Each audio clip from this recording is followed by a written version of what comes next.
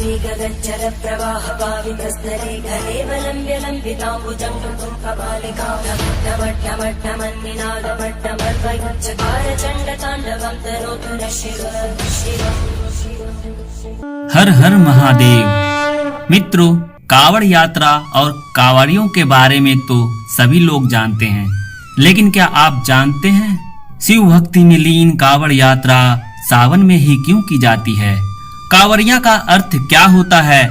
और सबसे बड़ी बात, सावन के त्योहार कावड़ यात्रा की शुरुआत सबसे पहले किसने की थी? मित्रों, सावन का महीना भगवान शिव को समर्पित होता है। माना जाता है कि इस महीने में भगवान शिव की पूजा आराधना करने से विशेष फल की प्राप्ति होती है। सावन के महीने में शिव भक्त महादेव को प्रसन्न करने के लिए कावड़ यात्रा निकालते हैं। शिव भक्त कावड़ में जल भरकर शिव धाम तक पहुँचते हैं और भोलेनाथ का अभिषेक करते हैं। श्रावण मास में कावड़ के माध्यम से जल अर्पण करने से वैभव और सुख समृद्धि की प्राप्ति होती है। कावड़ के माध्यम से जल चढ़ाने से मन्नत के साथ साथ चारों पुरुषार्थों की प्राप्ति होती है।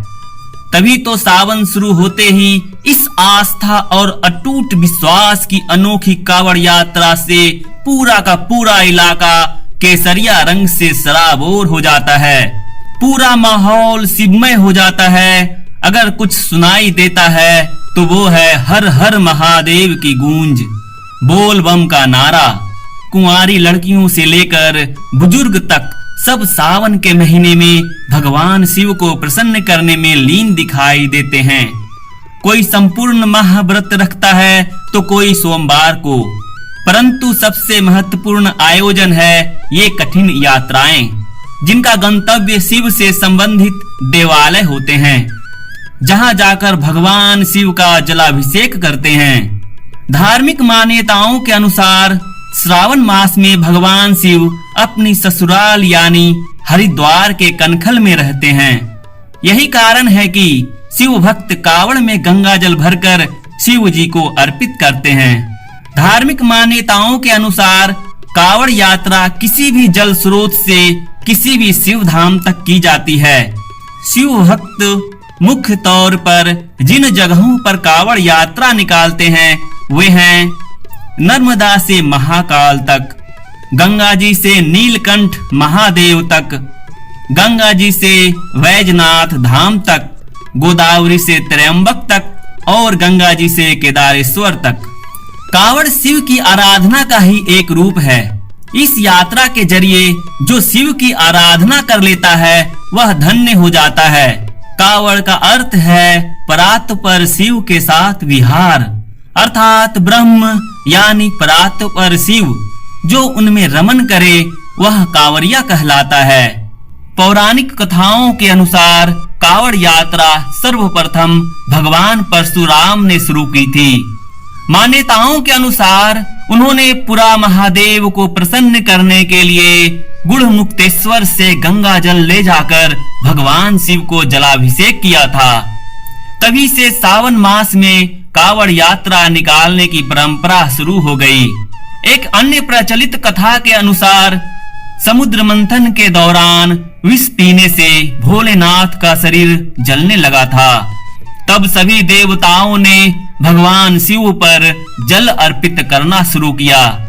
इससे उनके शरीर को ठंडक मिली। इसके अलावा एक पौराणिक मान्यता यह है कि कावड़ यात्रा की शुरुआत त्रेता युग में श्रवण कुमार ने की थी। पुरातन कथा के अनुसार श्रवण कुमार ने अपने नेत्रहीन माता पिता को तीर्थ दर्शन के लिए कावड़ में बिठाकर पूरी यात्रा पैदल की थी। बस तभी से कावड़ यात्रा की प्रथा शुरू हुई। इस कथा का उल्लेख वाल्मीकि रामायण में मिलता है। वहीं एक मान्यता यह भी है कि द्वापर युग में जब पांडव अज्ञातवास पर थे तब पांडवों ने हरिद्वार आकर भगवान शिव की तपस्या की और शिव पर जलाभिषेक किया था। तो ये है कावड़ यात्रा के शुरुआत से संबंधित प्रचलित कथाएं। मित्रों, कावड़ यात्रा को शुरू करने से पहले इसके कुछ महत्वपूर्ण दिशा निर्देश हैं जिसे हर कांवड़िया मानता है। और उसका पालन करता है। कांवड़ यात्रा में ऐसा माना जाता है कि शिव भक्त पूरी यात्रा के दौरान कांवड़ को जमीन पर नहीं रखते। यदि किसी भी कांवड़िये ने कांवड़ को जमीन पे रखा तो वह यात्रा सफल नहीं मानी जाती। यदि कांवड़िये यात्रा के दौरान थक भी जाएं, तो कांवड़ को टांग कर रख दिया जाता है। कांवड़ यात्रा के दौरान कांवड़ियों को पूरी तरह से मांस मदिरा का परित्याग करना होता है और इसका सेवन पूर्णतः वर्जित होता है। कांवड़ यात्रा में कांवड़ियों को अपने ऊपर संयम रखना होता है। यात्रा में कांवड़ियों को सिर्फ फलाहार और सात्विक भोजन ही लेना होता है। यात्रा के दौरान कांवड़ियों को शिव भक्त होने के साथ साथ शिव का भी ध्यान करना होता है।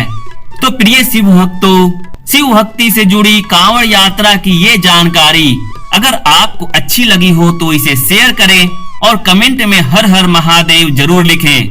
साथ ही दिव्य लीला चैनल को सब्सक्राइब करना ना भूलें। हर हर महादेव।